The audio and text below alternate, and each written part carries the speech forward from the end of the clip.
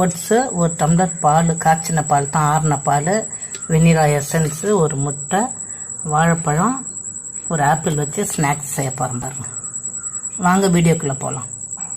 இப்போ இந்த ஓட்ஸை கொட்டுறேன். இது மேலே இந்த ஒரு டம்ளர் பாலையும் ஊற்றி அப்படியே நம்ம ஒரு 10 நிமிஷம் ஊற வச்சிடலாம். வெண்ணிலா எசன்ஸு ஒரு 3/4 ஸ்பூனுக்கிட்ட ஊற்றுறேன். அப்படியே கலந்து ஒரு 10 நிமிஷம் வச்சிடலாம். மிக்சியில் போட்டு அரைக்க போகிறேன். மிக்சி ஜாரில் கொடுத்து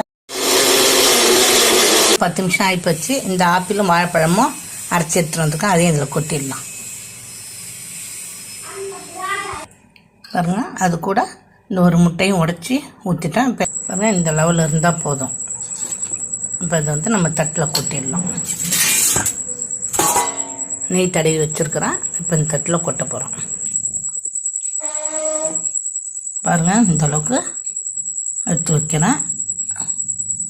இப்போ இதை வந்து இட்லி பானைக்குள்ளே தண்ணி இல்லாமல் ஒரு 25லேருந்து 30 நிமிஷம் வரை வைக்கலாம். சிம்மில் வச்சு வைக்கணும். இட்லி பானை நல்லா சுட்டு போச்சு. இப்போ அதுக்குள்ளே நான் இதை வைக்கிறேன்.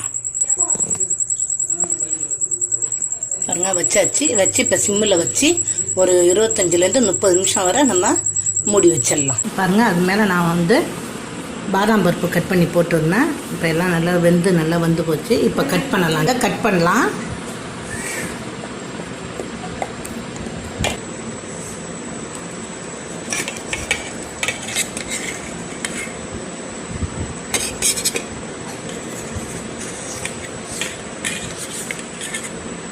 கட் பண்ணியாச்சு. நீங்கள் வந்து இந்த நட்ஸில் எது வேணாலும் போட்டுக்கலாம்.